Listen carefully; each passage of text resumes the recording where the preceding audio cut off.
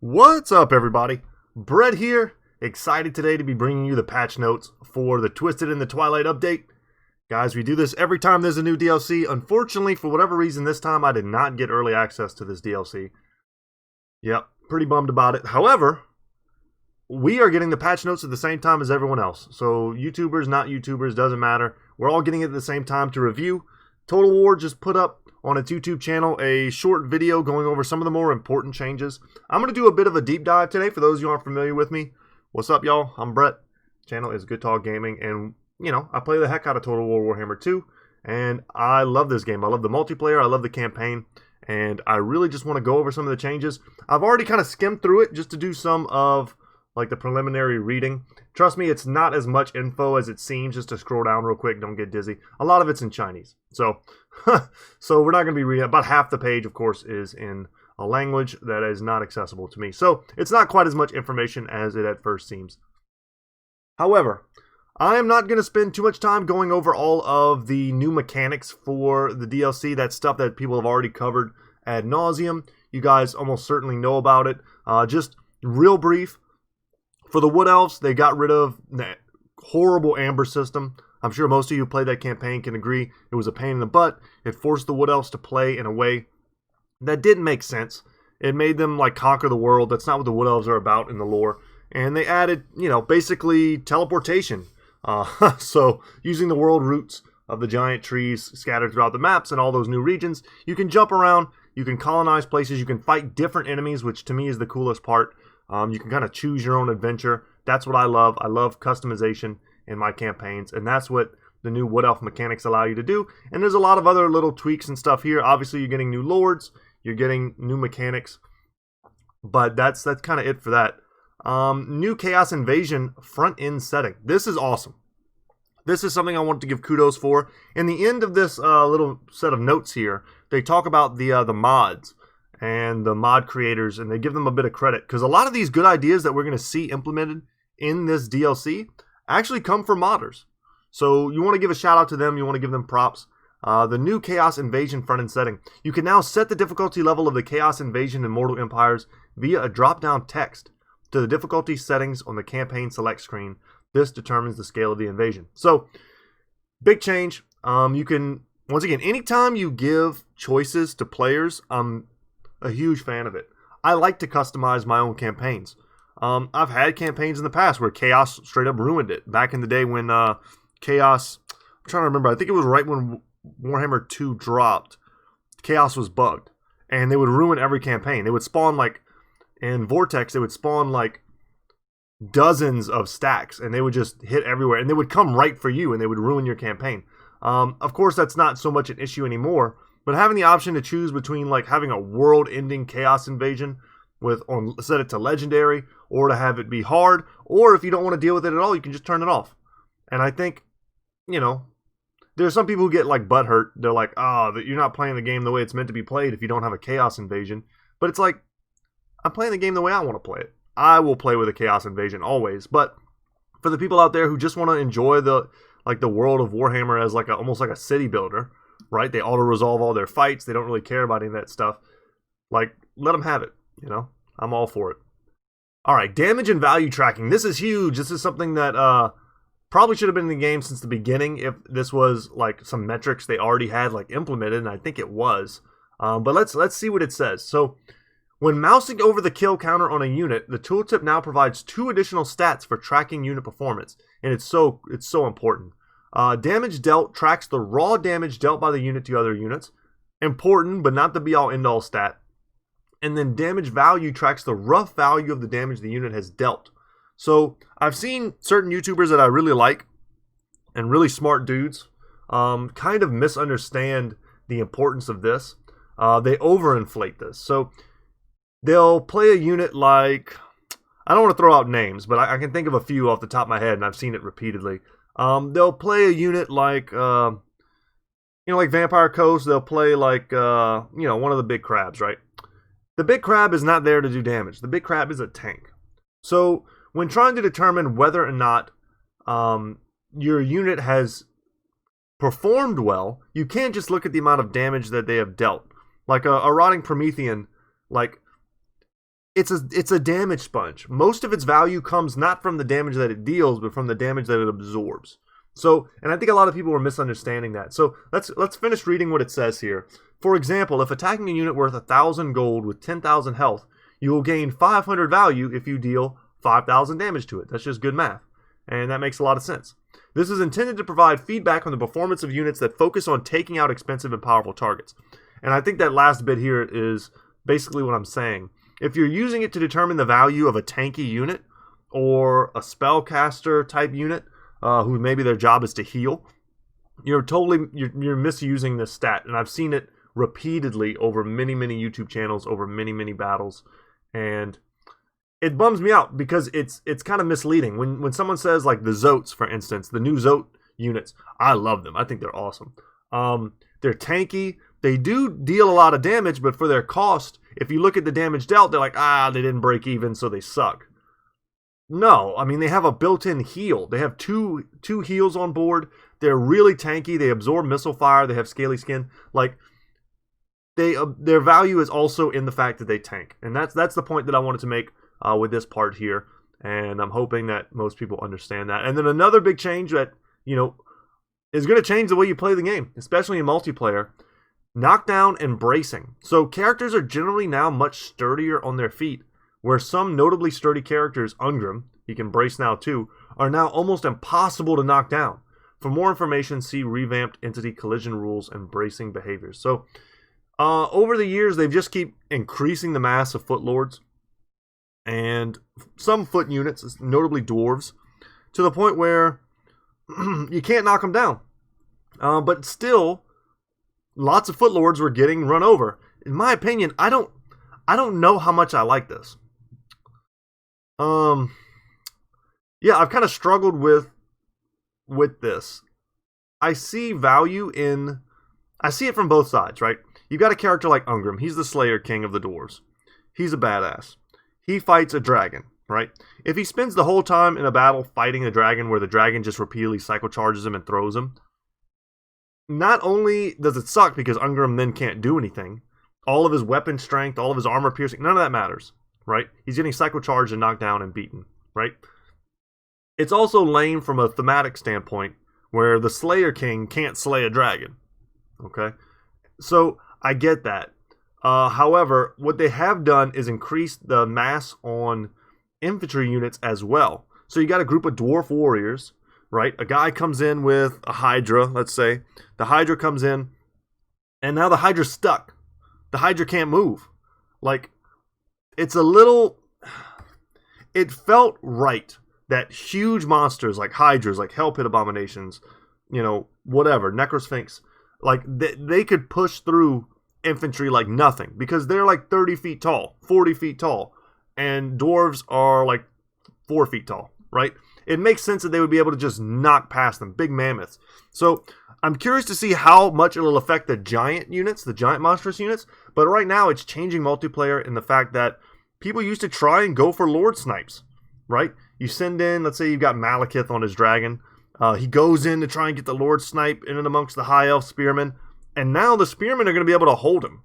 Not perfectly, but with a little bit of micro, any cheap group of infantry seems like it could be a tar pit that leads to inevitable doom. And maybe that leads towards better, more competitive styles of play where people don't go so much for Lord Sniping, because you can simply put your Foot Lord, right, your Dwarf Lord, you can stick him in a group of Longbeards and rest assured that he's not going to get knocked out of the formation and then, killed within the first couple minutes of play. So it probably leads towards ultimate good, which is, I think, why they went with that. But, I've seen it in the tournament, in the Ever-Chosen tournament, where it feels bad. It feels unnatural to have like a dragon swoop in, he gets instantly stuck, gets surrounded, and then killed.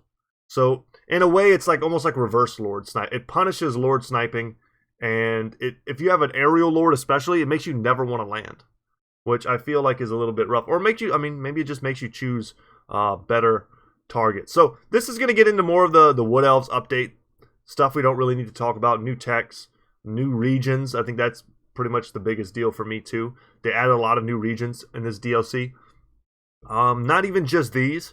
these forest regions, but they also added regions to the far east. It looks like maybe Neferata at some point is going to enter the game, something that I think people are pretty stoked about. New mechanics, yep, how you regrow the tree, you make them bigger, right? You get events.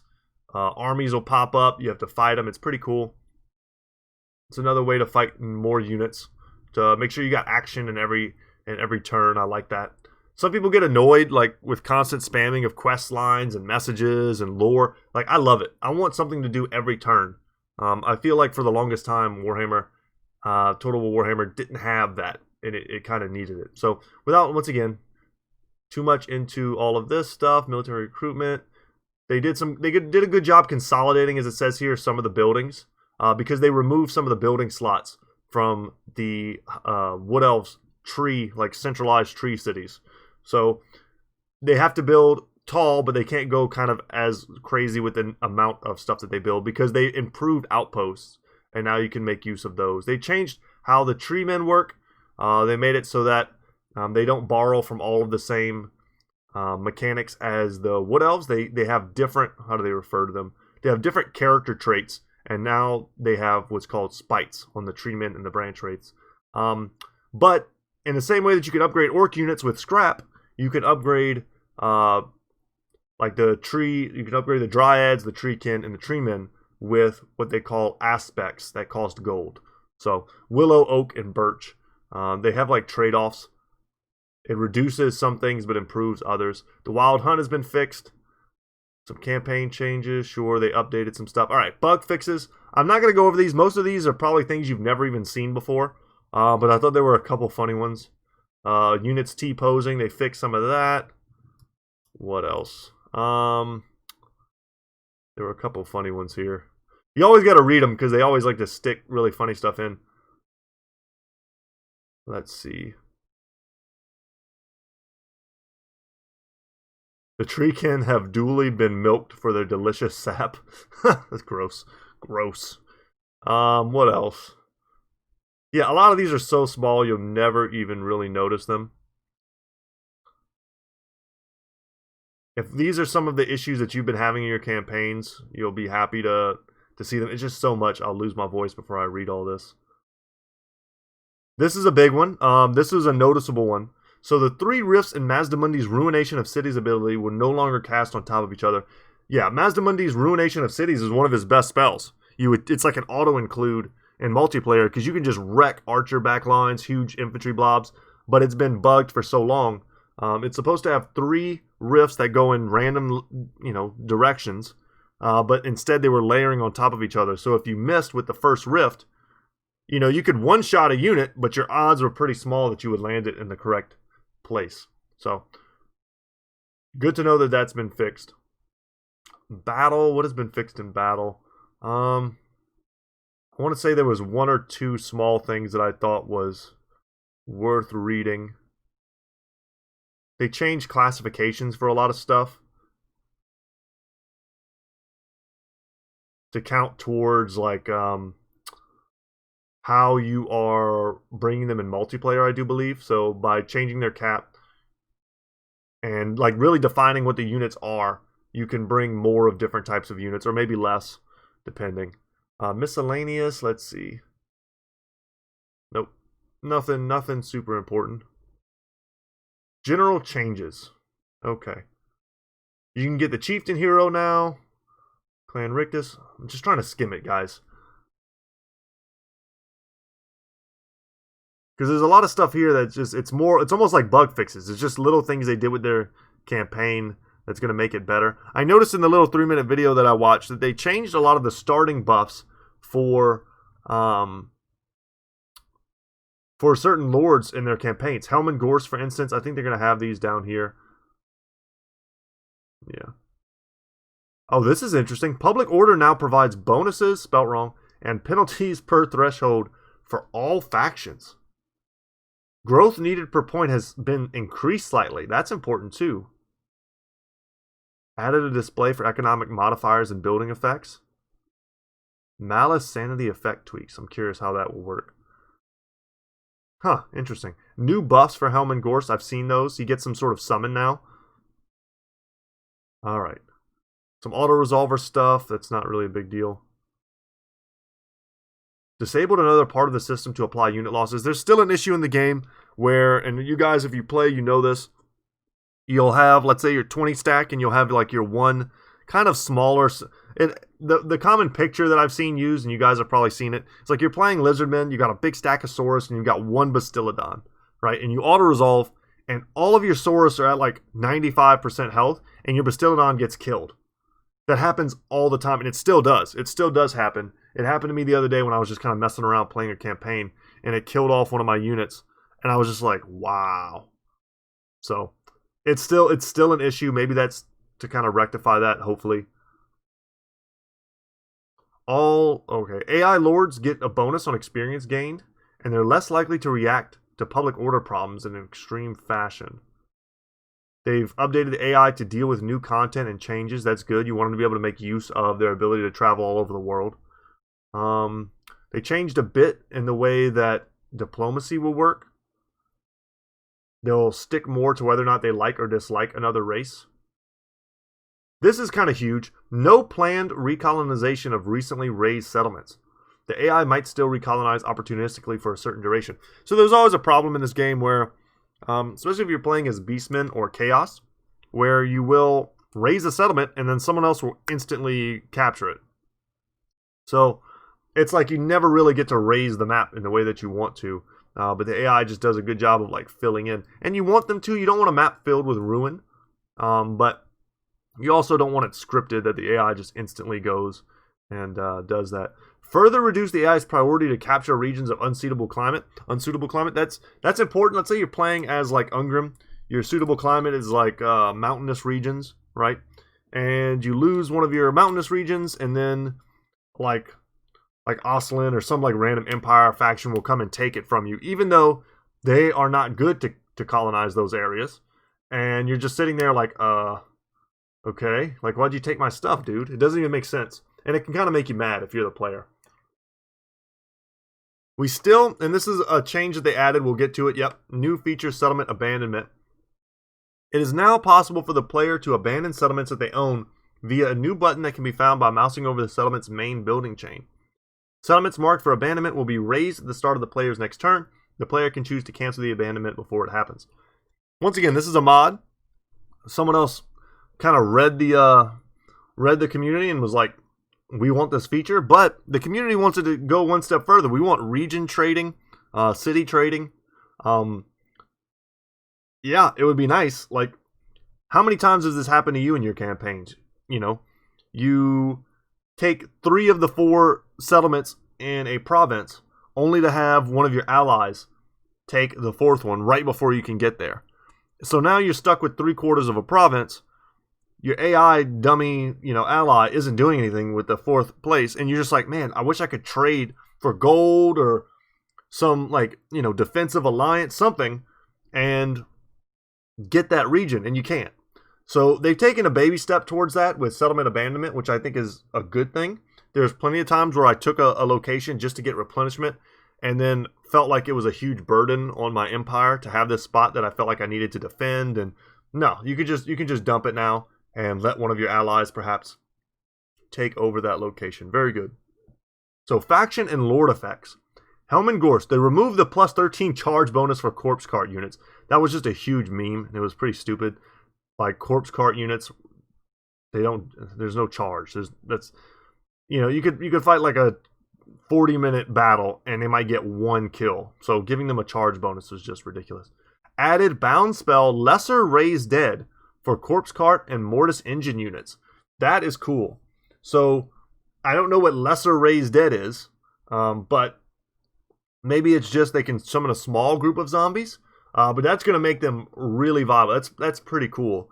And his Lord effect is added plus 15 armor for zombie units. That is also awesome. So, zombie's already a pretty good tar pit unit. Give him 15 armor, and you really have something. Faction effects, Archaon had some really outdated faction effects. I'm glad they changed these. They removed the plus 10 leadership for Chaos Warrior units, which is great because he has all these Chaos Warrior buffs. For me, almost several turns after I'm unlocking Chaos Warriors in my Archaon campaign, if I've done my growth chain correctly, I will be unlocking Chosen. So I'm just blowing past all of those buffs for Chaos Warrior units because you don't need them. You can go straight to Chosen within several turns if you play it right. So instead of that, they added the plus 3% weapon and missile strength per veterancy rank for all units. So that goes up to rank 9. So you're getting a 27% weapon strength upgrade for all of your units when they're maxed out at rank 9. That is insane. Insane. I wonder if it definitely doesn't count for Lords and Heroes. So yeah. Like I'm just picturing like a Dragon Ogre Shaggoth with bonus 27% weapon strength. That's terrifying. Prince Sigvald the Magnificent, the salacious, scandalous, and sensational servant of Slaanesh, son of Succubi, scion of sordid acts, and slayer of squalid serfs. They removed his plus 15 armor for embedded characters, and instead added the Rage passive for all Marauder units, upgrades to Berserk when ranked 7+. That's awesome. That's pretty cool. It encourages him to use a lot of the more like Norskin units, which are basically what Marauders are. It makes them better. It's unique to him. All the other Chaos Lords don't have that. Removed the plus 3 recruit rank for Marauder units, but added Strider to all units, so they can pass through terrain much more efficiently. Up and down hills, all that stuff. None of that affects them. Pretty cool. Oops. Let's go back. Sorry. Got one of those cool gaming mouses. All right. Let's go down to Ungrim Iron Fist. Just accidentally, I got fat thumbs. All right, Lord Effect now grants plus 5 melee attack to Slayers, down from 10. Yeah, 10. I heard people kind of grumbling about this, as Dwarf players do. This seems reasonable to me. Plus 10 melee attack is a lot, and there's so many other buffs you can give them to make them strong that's not a huge deal to me. But this, Ungrim's Journey's End ability for Slayers now disables at 75% hit points remaining instead of 50%. So it made it so that as long as your Slayers had above 50% hit points, their unit models didn't die, which is awesome. It's an enormous buff in the campaign. Nuking this by 25% feels like it is. It's a heavy nerf. Because I would just run all Slayer armies. I'm climbing your walls, I'm sieging your cities, I'm fighting your units in open field and chasing them down. I'm running like a full Slayer stack with Ungrim, and you can't stop me. And you're not gonna kill, like, the odds of you getting down, the AI getting down all of your units below 50%, like, I don't know. It was fun to play as Ungrim. It's gonna be a little less fun now, but still very cool. It's still a great ability. But yeah, Slayers will lose 25% of their HP, like, within the first couple seconds of fighting. So it's not that good. I don't know if they needed to do this, honestly. Tretch. Faction effect added plus 3 recruit rank for Storm Vermin units, and added Encourage for Storm Vermin units. And added improved Scurried Away, Ward Save, and improved speed buffs. Interesting. So I get this. So Tretch is one of those dudes, he's like, his whole like story, he's the guy who can get you Storm Vermin. So, and to give them, so he can get the best Storm Vermin, him and, god dang it, Queek. Man, you never see Queek anymore. Him and Queek get you the Storm Vermin units, he can get you the good ones. And to add Encourage, basically turns every Storm Vermin unit into like a mini hero. So you can surround them with Skaven slaves and clan rats, and they'll keep fighting. It also is just a straight up buff to their own leadership. He gets them level 3 with Encourage, and now he's got this super solid line of Storm Vermin that just won't run. And if they do run, they'll be back stronger, with better health probably. I'm curious to see how high the speed benefits are, what they let you outrun. But the faster they get away, the faster they can rally. So that's a pretty cool campaign buff. I like that, and it's very thematic with Tretch. Mazdamundi, faction effect, remove redundant reference to Slan Mage Priest capacity, good. Now gains all the bonuses of generic 2nd generation Slan in addition to previous effects, okay. Ancillaries, Kroggar Spear of, not going to try to say that, now also grants the Discourage Contact effect, that's cool. They try to they buffed his weapon. Vampire count skills, there's a couple of these, we kind of talked about most of them. Dark Pack, when attacking, it used to give plus 15 leadership. Now it only gives 5. Yeah. Orion and Durthu both got new unique skill lines. Those are cool. I've seen those shown off. They're really good. They feel right. They feel thematic.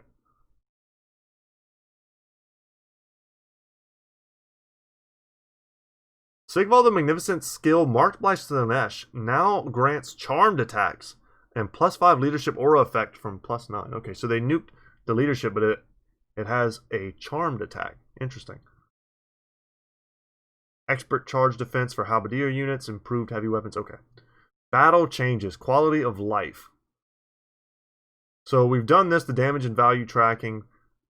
Projectile vegetation grace periods. This is an important thing. Okay, so this is controversial and good to talk about for just a second. I'll read what it says here and then I'll give you guys my thoughts. It says projectiles now have the ability to pass through trees for a limited time after being created. This is a global rule that applies to all non-artillery units. This behavior lasts for a limited duration after the projectile is fired relative to the speed of the projectile, significantly reducing instances of units firing weapons into trees that are a few feet from them. I think it's a good change. Straight up, makes sense. Makes sense a little bit more for some units than for others. It makes sense that an Empire crossbowman wouldn't shoot his bolt straight into a tree. It makes sense that any elf wouldn't do that. It makes sense that a dwarf wouldn't shoot his crossbow into a tree. It all kind of makes sense. Will a Skaven throw a rock into a tree? Yeah, that kind of makes sense. But it has implications, right? You can shoot from cover of the trees, and it's almost like adding shields to your ranged units. I think the coolest thing about this, and I don't know if people are talking about it enough, is that it's going to encourage terrain play.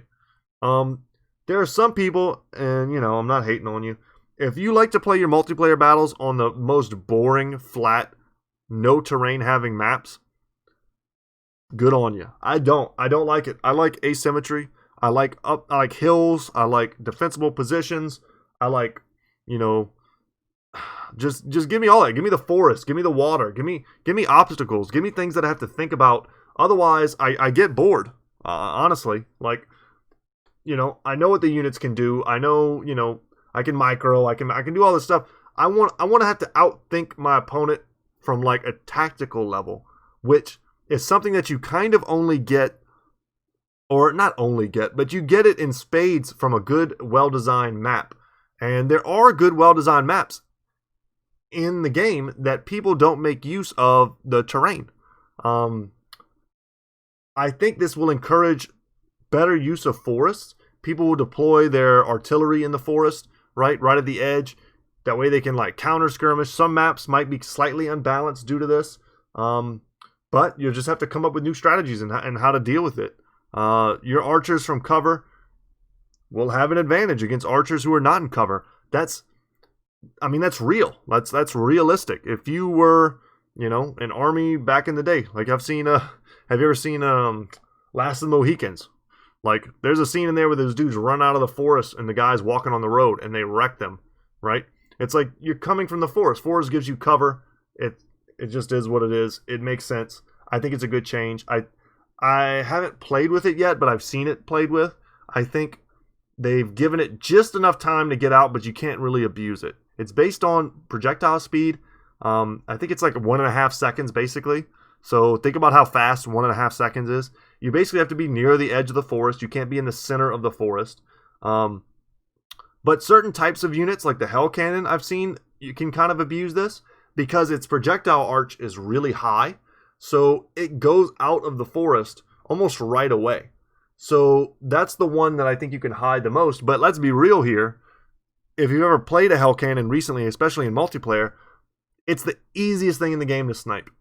Easiest. One Prey of Anathema, one Arrow of Kurnos, one Doom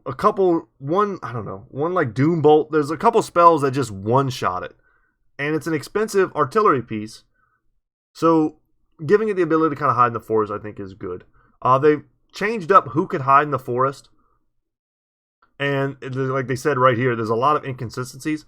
Basically, they just made it so that large monsters, large mechanical units, certain artillery pieces, and flying units cannot hide. Everything else pretty much can hide.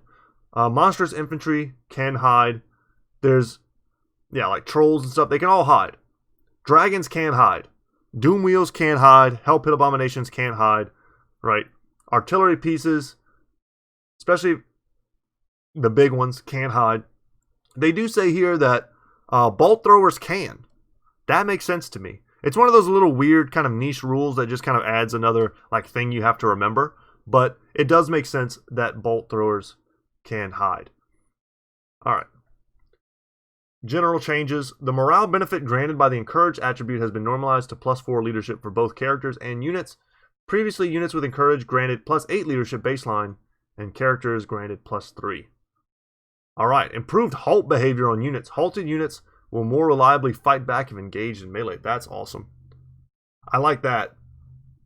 This is also kind of a buff to new players who forget to charge or, miss a unit. Like, there's almost no penalty. If you see a unit sitting still, you can just attack them, right? And the effectiveness of just hitting a formation with like a charging unit, it's so much more effective. But if they made it so that the halted units fight back a little bit better, then there's a little bit more risk of sending in any unit, even with a charge bonus, into another unit that's perhaps not being microed. It's a buff for people who forget to micro. So good for them. And myself, I often forget to micro. So, revamped entity collision rules. This is the big deal we talked about earlier. I'm not going to talk about it for too much more. You know what? It gives really good specifics. I should just read this. I'm going to read it for you guys. Previously, every collision interaction result, knockback, knockdown, and so on, was checked every game tick between every entity. Following a review, we have now added a 2-second grace period between these checks between specific entities. Previously, stats such as knock, ignore chance were notably less effective than they were intended to be. The reason for this is that an entity pushing over another might actually be causing 10 checks a second against this, and the unit only has to fail 1 to go flying. Additionally, this caused a general overperformance of larger entities, since they effectively multiply their chance to knock things they ran into by trying it till it works. Under the new system, any collision that results in a knock reaction is first rolled against by the knock ignore chance. If the entity makes or fails this check, they are now immune to further knock reactions from that specific other entity only for 2 seconds. This only happens if the interaction results in a knock reaction. Incidental entity versus entity brushing does not consume your opportunity for a knock. What does this mean in practical terms? Characters are generally much sturdier on their feet. Some notably sturdy characters, Ungrim, he can brace now too, are almost impossible to knock down. Yeah, I mean, it should be harder on average to pull through units attempting to pin you in place, as you no longer get 10 attempts per second to knock down entities you're walking through. Alright. Following the discussion around why bracing cannot be performed by the majority of units, we've moved to a system where we tag which units can brace manually. This replaces the previous system where bracing was based on a series of logical tests with the unit. We now manually tag who should be able to brace. Under the previous system, only multi-entity infantry and monstrous infantry could brace, but that has now expanded to infantry and monstrous infantry single-entity characters. Additionally, any charge defense attribute now also enables bracing for the unit. That makes sense to me. It should have probably always been that way. To clarify, characters which are engaged in melee and facing their targets retain their brace status while fighting. That is great. Because what you would do before is you would send in like a cheap unit of cavalry into a unit with like charge defense. You would break their brace, in quotes, and then you would charge in right behind with a much heavier force, and then they would get their charge bonus. So that was like a pro strat. And they've changed that. So now the units are still braced. Wow. Very cool. And yes, Ungrim does now finally beat that arch nemesis of his. Ungrim won Feral Stegodon 57,213. Yeah, that was a funny meme for a while. The Slayer King couldn't beat one Feral Stegodon. He could just run over him repeatedly and kill him. Orion can now use jump attacks when charging or surrounded, but this is the big deal. He can now throw javelins while on the move. It sucked to play. I love Orion. He's one of my favorite characters, period. It sucks that when you like finish a battle with him, he still has like all of his ammunition. And you're like, man, that would have been really cool if he could have just thrown his javelins the whole fight. And now he can, because he doesn't have massive range on it. So it was kind of a pain to get him into position and all that. you were usually better off just sending him into melee. But now he can chase dudes around, throw javelins. He can do like a stick and move style of combat. Pretty fun. This is a big ability change too. They removed the minimum cast range for all vortex, explosion, wind, breath, and summon spells, and also removed the minimum cast range of the Net of Abandonment. This is great. You know, if you haven't really played the game much, it probably doesn't mean much to you, but there are so many times where you send in someone like Volkmar into a huge blob, and the enemy just blobs around him, right? Like 1,000 rats, Skaven, just swarm him, and you go to cast your vortex, your banishment, only to realize that you can't drop it right on top of yourself and just destroy them, right? You have to drop it kind of like off center toward the back of the formation and just sort of hope it comes towards the center. You don't have to do that anymore. You can cast right on yourself. This is a huge buff to any character that can cast any of these spells. And really, it's kind of a buff to the survivability of, I think, especially vampire players, because they can do summons and they can do breath attacks and they can do vortexes. But I'm thinking like really weak, like spell singers, you know, they can drop something like Awaken the Wood right on top of themselves. And, you know, in a previous situation, they would basically just be dead because they have no means of defending themselves. Now they drop some huge AoE right on top of themselves. And if you want to kill them, you got to fight through their magic. And that makes a lot of sense. So modding, this is where they do some thanks to all the people who kind of inspired these mods. So Mixu and Fenris Wolf, they did a ton of work on the Wood Elf units, heroes, and mechanics. All those who've worked on the Chaos Invasion tweaks. In particular, God dang it, I'm always going to say this name wrong. Krinsos, I don't think that's how you say it, but I can't remember. He had the Chaos Invasion Choice mod. And then much respect to Smokin for the Abandoned Region mod, which has been a staple download for many players over the years. And finally, a lusty huzzah to those who tweaked the Silver and Guards headwear. Yeah, they looked garbage before. Now they look sweet. Including the Unknown Chronicler, Org, and the Taste of Capitalism. Very cool. And I'm sure, as they say here, there's plenty more people who did a lot of stuff. The last thing I want to talk about, guys, super controversial. I just want to talk about it because it's something that I've seen going on Reddit. I thought about it. I pulled up my Reddit account here and showed you guys some of the posts that are going back and forth. Something that I agree with, and I've seen other YouTubers much bigger than me talk about this, the unit cards. The unit cards suck. And they suck so bad for the Grom DLC. Most notably when you look at the pump wagons. I'm not going to crap on people who are artists. I'm not an artist. I cannot draw. I cannot make things, you know, digitally. I can't make digital art. I can't do any of that. But there is a standard that has been set by previous artworks in this game, which for the most part are top notch. The unit cards themselves, if you want to get specific, in the past have had amazing, very clear, very articulate, I guess is not quite the right word, but it makes sense. Like, you can tell at a glance what a unit is, especially if you know the lore. You can tell what a unit is just by looking at them. You can tell, even if you have no idea about the game, you can tell that this unit is stronger than this unit because it looks a certain way, cooler than the other unit. There were so many visual cues. The art is good. When art is good, it adds flavor to a game. It sucks you in. It pulls you in. The art for the unit cards are bad. And I think it's not even subjective. They are bad. There's tons of negative space, like unused space at the top. It looks like someone took a picture of the units in the game on some of the cards. And try to put a filter or something on it. It doesn't look good. And when you apply, especially in Throt's campaign, because he has this new effect where he mutates units, you also consider chevrons. So it adds an effect, is why I bring that up. It adds a coloration. It adds a little number wheel with colors on it. If the unit becomes overly mutated, it glows red, and then you got to consider chevrons. So there's at least 3 things off the top of my head that I know will block the unit card. And if the unit card is already, 33% empty in its usage of space, and then the part that is filled in is very hard to tell what it is. And the Skaven suffer from this heavier than pretty much all the others, but they all kind of look bad. You can't tell what the hell you're looking at. I know what the units are when I'm watching other people play. I can't tell. I can't tell. Even if I know what the unit is, it's hard for me to tell what the unit card is. Like, I can't tell. I can't tell that that's a wolf rat, right? I can't tell that that's a brood horror. I can't tell what type of, abomination that I can't tell. It's a pet peeve right now.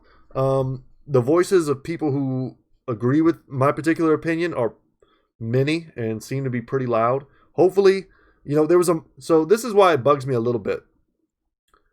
Like, basically the day after they were shown, a modder came out and you can look at it on Reddit if you'd like. He did like an amazing rework of the unit cards within a day. He had some great work. Like, his quality was the quality I would expect to be in the game. If I saw that in the game, I'd be like, yeah, all is right with the world. But seeing it juxtaposed with what we're actually getting is harsh. So if that's not a big deal to you, disregard. But for me, clarity is a big deal. Artwork adds so much to the game that you just want to see it be at a high standard. And it is CA themselves who have originally set the standard. So you just want them to keep meeting it. Because if they're able to do that, that just means better things for the future. They're holding themselves to their own standards. And Warhammer 3 is going to be amazing. So guys, thank you so much for sticking with me. We've gone on for about 40 minutes here. That's all the changes that we've been given. I'm hoping at some point we get the very specific changes to any type of units they may have tweaked in terms of stats.